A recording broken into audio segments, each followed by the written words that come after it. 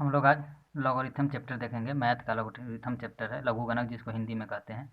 हम लोग का जो मेन विजन होगा वह बिहार पॉलिटेक्निक के लिए होगा, लेकिन इसे कॉम्पिटिटिव एग्जाम में भी पूछा जाता है और आईएएससी 11th में भी यह सिलेबस में है।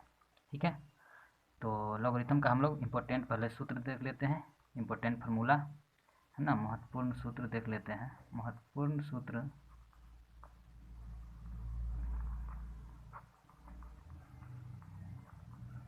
ठीक है, महत्वपूर्ण सूत्र में पहला सूत्र देखते हैं हम लोग,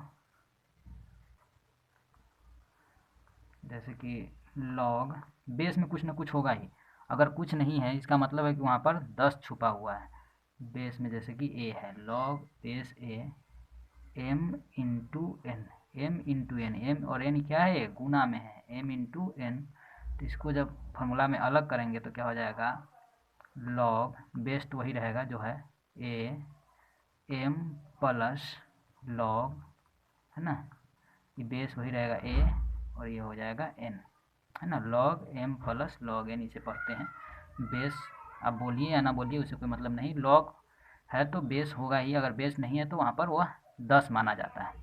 ठीक है, और है तो अच्छी बात है, नहीं तो 10 माना जाता है। दूसरा है लॉग बेस वही ए मान लेते हैं और m डिवाइडेड बाई एन, यानी m भागा n रहे, यानी m बटा n रहे तो यह हो जाता है m बाई एन रहे तो यह माइनस में हो जाता है, लॉग बेस वही m माइनस लॉग, है ना, बेस वही और n हो जाता है। ठीक है, तीसरा नंबर की बात करें तो अदर है लॉग बेस वही रहेगा a, है ना, और m का पावर अगर n हो, क्या हो, log m to the power n, तो n आ जाता है पहले n log, ठीक है, बेस वही रहेगा और m हो जाता है।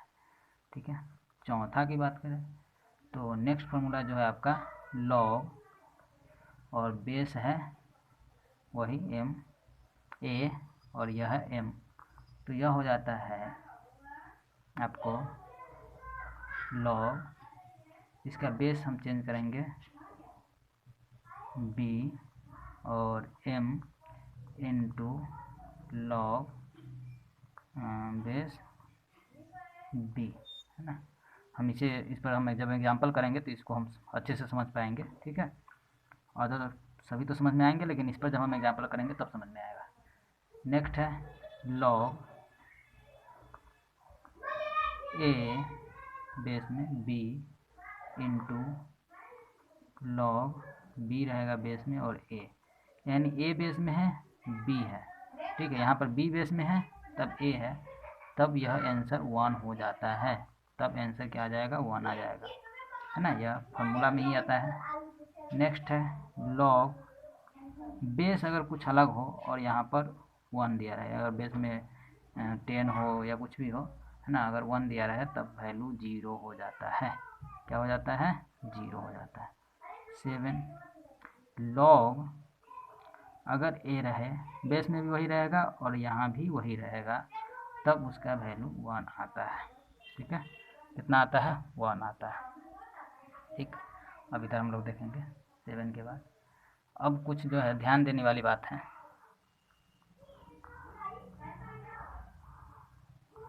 अब कुछ रूल होता है,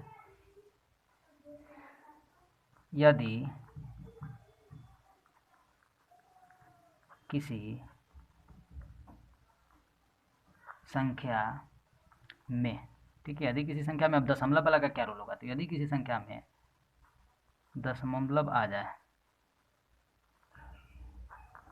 दशमलव बिंदु से पहले, दशमलव बिंदु से पहले n अंक हो,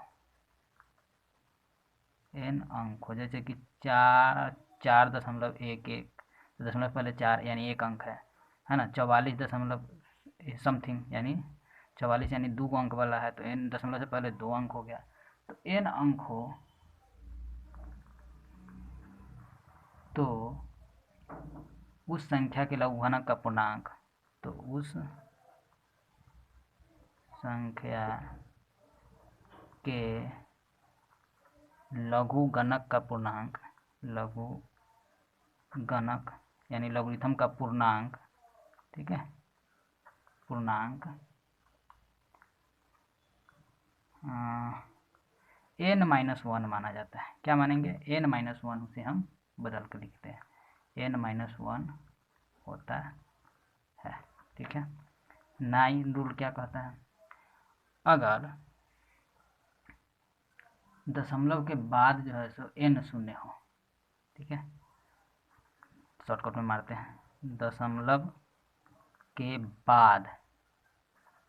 बाद n शून्य के बाद कोई अंक रहेगा, सार्थक अंक, n शून्य के बाद सार्थक अंक हो, सार्थक अंक हो तो, है ना, हो तो उस संख्या का पूर्णांक होगा, तो उस संख्या का पूर्णांक क्या हो जाएगा? आपको n शून्य के सार्थक अंक हो, दशमलव के बाद n शून्य के बाद सार्थक अंक हो, तो उस संख्या का पूर्णांक आपको हो जाएगा। 9वां नंबर फिर से देखेंगे, दशमलव के बाद n शून्य के बाद सार्थक अंक हो तो उस संख्या का पूर्णांक -n+1, यानी जितना जीरो रहेगा दशमलव के बाद उतना में एक जोड़ करके उसको माइनस में कर देना है। 10वां है, आधार कुछ न दिया हो तो वही 10 मानेंगे, ठीक है। ठीक है, इस चैनल को सब्सक्राइब करिए, लाइक करिए और वीडियो को शेयर करिए जहाँ तक पहुँच सके, और इस चैनल को आपकी सपोर्ट की ज़रूरत है। फिर हम अगला वीडियो लेकर के आएंगे, एग्जाम्पल लाएंगे तो सारी चीज़ें बात जो है सो समझ में आएंगी। 30-35 एग्जाम्पल हम लोग करेंगे इस पर, इस चैप्टर पर, सारी चीज़ें समझ